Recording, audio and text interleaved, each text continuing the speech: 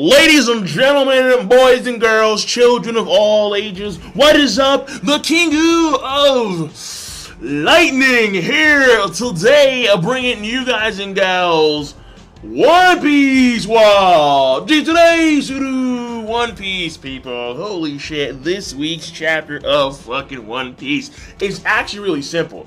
You have the Dressrosa stuff, then you have the prison ship stuff, and then you have the Monka D stuff, and that's really it. So 3 sections, and before I get to that, obviously live reaction in this corner right here. Watch that first, then come back to me for the review. Now, this week's chapter of One Piece. Bruh.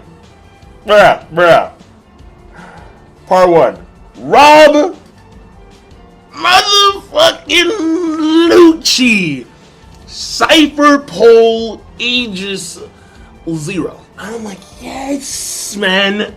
Like, that to me is really cool. Because, number one, when you see the dialogue between Rob Lucci and Spandam, it looks like they flip roles. Because I believe Spandam calls Rob Lucci boss.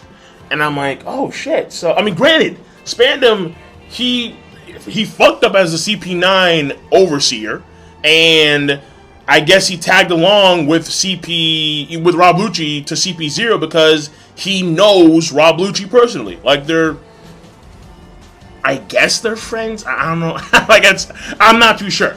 I wouldn't go as far as friends, but they're associates at least.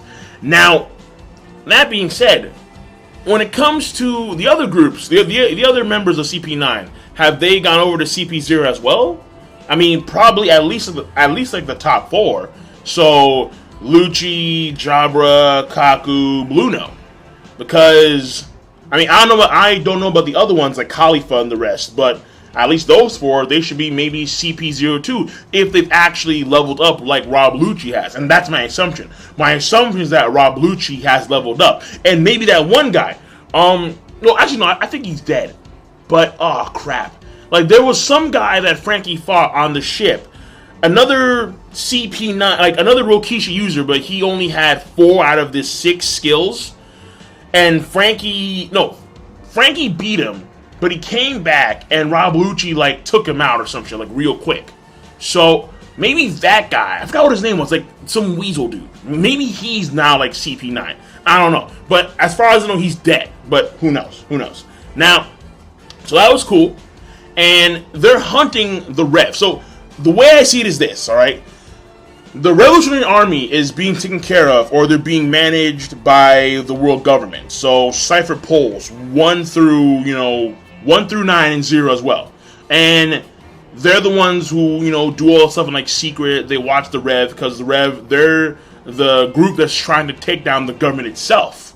So it makes sense. While the Marines handle the pirates. So we're getting like the other side of the conflict, the major conflicts in One Piece, and like a small little scene right there with Rob Lucci. So that to me I thought was very, very cool, very awesome, and seeing the return of another very prominent character. Now the second part of the chapter was pretty damn cool as well. I can't deny it. The main 2 things here being this. Aside from Fujitora and, Sengoku talking leisurely about how they can't return to the base because he has to get the heads of Strat, Luffy, and Trafalgar D. Water. But you have the Flamingo speech, which was pretty damn cool, honestly. Talking to Suru about who rules these oceans now that I'm gone. Because his position provided stability to the New World to a certain degree. Almost like Whitebeard, where Whitebeard, when he was killed, fuckers swarmed in to his territories and they try to take over, they cause chaos and whatnot. I mean, Brownbeard, that piece of shit came out of that, for Christ's sakes. But you had the stability. When it came to Kaido got the Smile Fruits from Flamingo. When it came to Big Mom, she had beef with Caesar Clown, but Caesar Clown worked for Flamingo. And odds are was that she couldn't really, if she wanted to avoid conflict with Kaido, she had to avoid conflict with Don Flamingo. Therefore, she couldn't touch Caesar Clown, who worked for Don Flamingo. However, when Flamingo is out of the picture and he can't provide Smile anymore, well then fuck it. Now we can go after Caesar Clown hardcore. because he owes us a lot of shit. So that to me, you know, it's just a way of providing stability to the new world, and Flamingo was that pillar. But now that he's gone, you know, it's free game. And when he talks about not only the Yonko, but also the sly Shichibukai, like as if he knows something that, like maybe he knows some shit about Mihawk, like Mihawk's planning some shit. You also got to keep in mind the up-and-coming cats, all right? The worst generation, excluding Drake. You have to, you know, obviously look at these guys, because these guys, they're going to be some major threats later on. So, I like that. I like that a lot. And then you cap it off with Jack. And Jack is riding a Kaido ship. It's like a mastodon. So, maybe that's his devil fruit.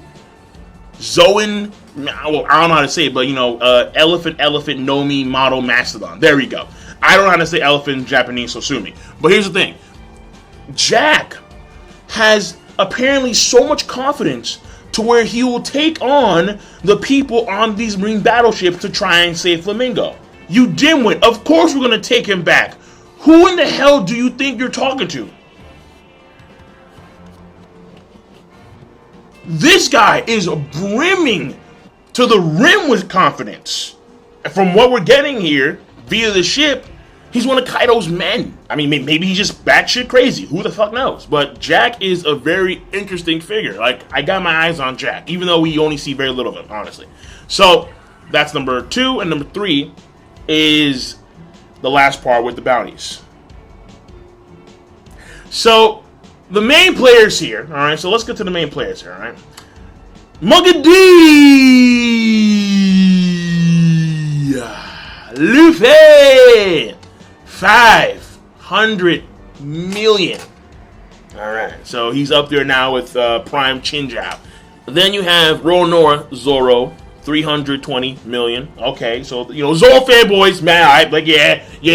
Then there was Robin's, I think, was 132, something like that. Frankie was 94. Frankie's kind of tight about that, but whatever. I mean, it's Frankie, all right? It's fucking. I mean, if Frankie wants to raise his damn bounty, how do you do it? You go back to your roots, son. You go back to being the mobster, okay? You start doing like the dirtiest shit in the book. You go back to Ric Flair status, not this fucking bionic. I'm a cyborg bullshit. No, fuck that. Usopp. Gold Usopp. Like that. Oh, man.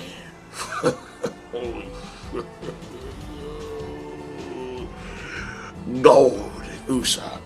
200 mil, son. Motherfucker came in strong.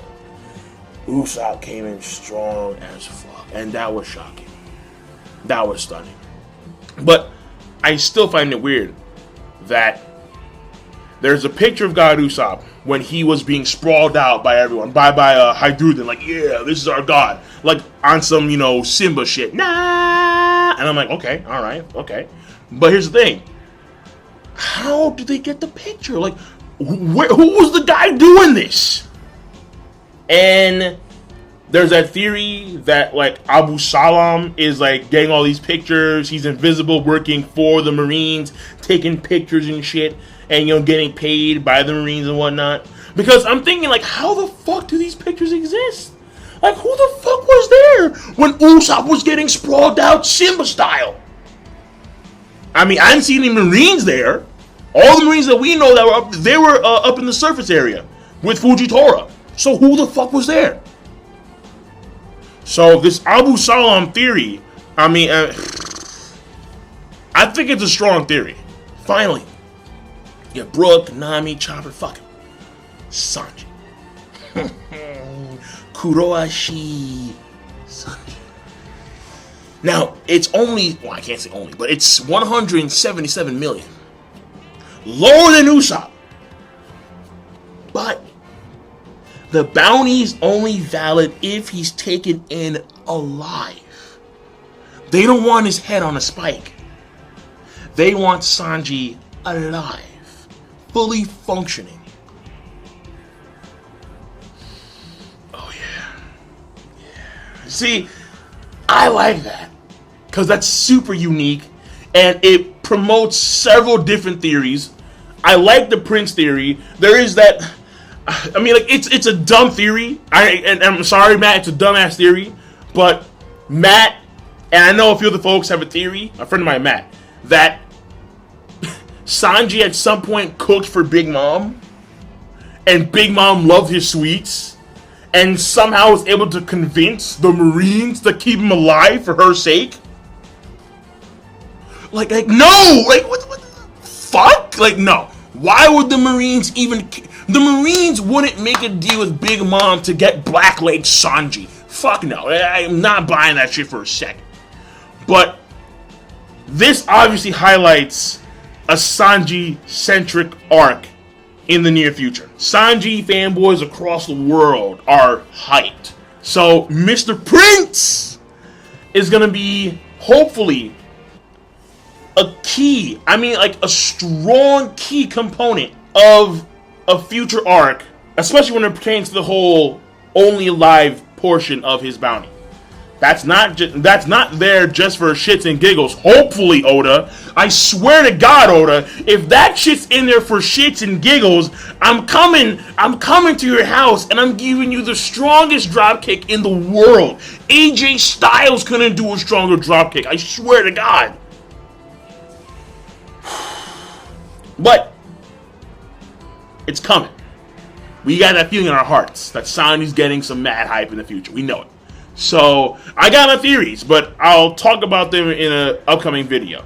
So the chapter overall, I think honestly is a you